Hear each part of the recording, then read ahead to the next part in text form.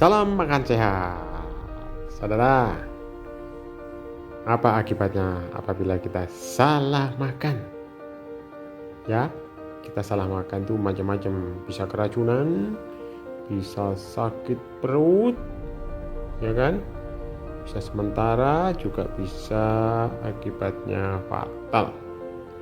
Nah, kalau cuma ringan mungkin mual-mual, pusing, mencret, lemes gitu ya.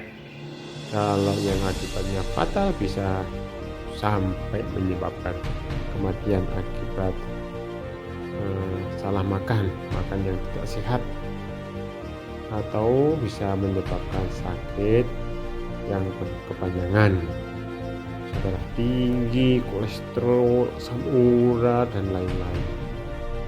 Apa penyebab makanan tidak sehat?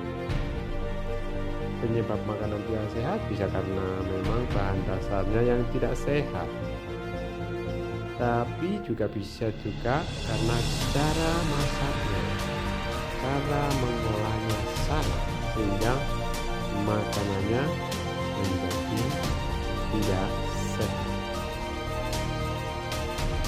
Salah makanan rohani akibatnya juga berbahaya, saudara. Ya, jangan dianggap enteng, ini makanan rohani itu sangat berbahaya, bisa pahamnya jadi salah gitu ya.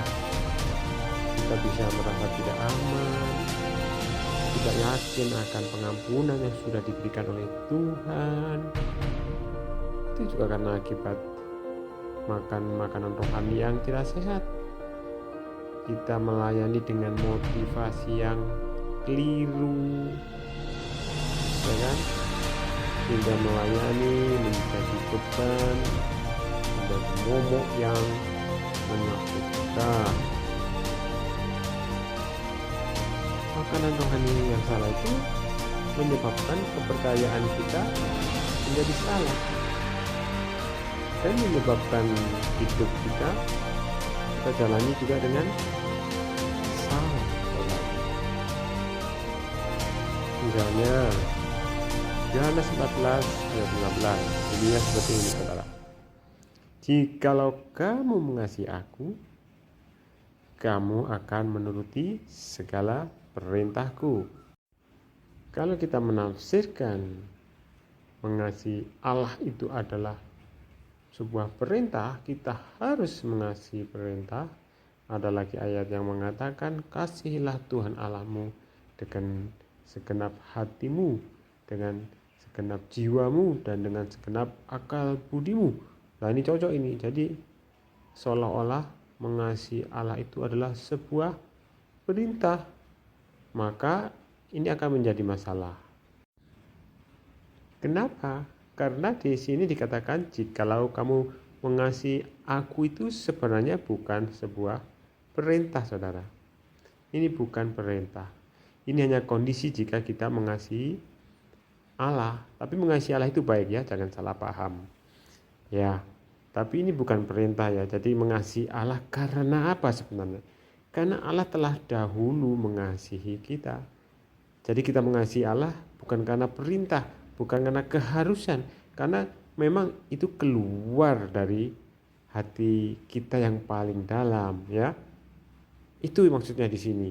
Jadi jangan diartikan ini adalah sebuah perintah dan kamu harus mengasihi aku. Nah, buktinya apa? Buktinya kamu menuruti segala perintahku. Nah, ini yang jadi salah paham, saudara. Jadi kalau memang kita mengasihi Allah dari hati kita, bukan karena perintah, pastilah kita akan menuruti segala perintah Allah, perintah Tuhan. Itu otomatis gitu ya.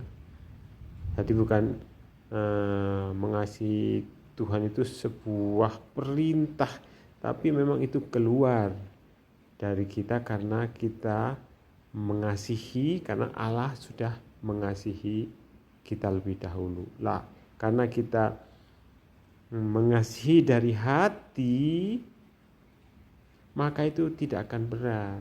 Tandanya apa? Itu tadi, tandanya kalau kita menuruti segala perintah Tuhan.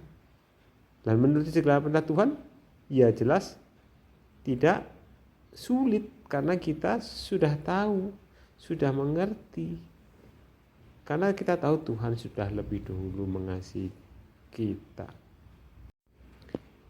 Kita baca 1 Yohanes 5 ayat 3, bunyinya seperti ini. Sebab inilah kasih kepada Allah, ya, yaitu bahwa kita menuruti perintah-perintahnya.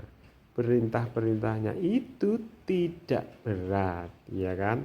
Seperti saya bilang tadi, kalau kita mengasihi Allah, maka kita melakukan perintah-perintahnya itu tidak berat, saudara. Kalau kita masih merasa berat, berarti kita belum mengenal Allah.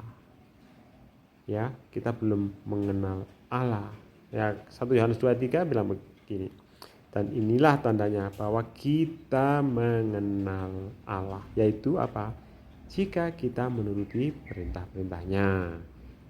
Itu adalah tanda kita mengenal Allah.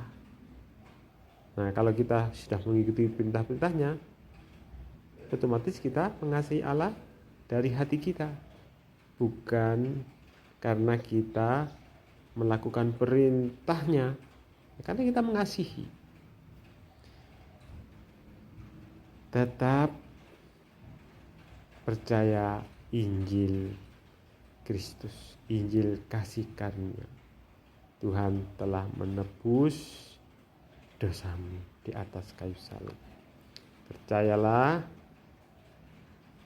dan berimanlah, karena orang hidup percaya oleh iman.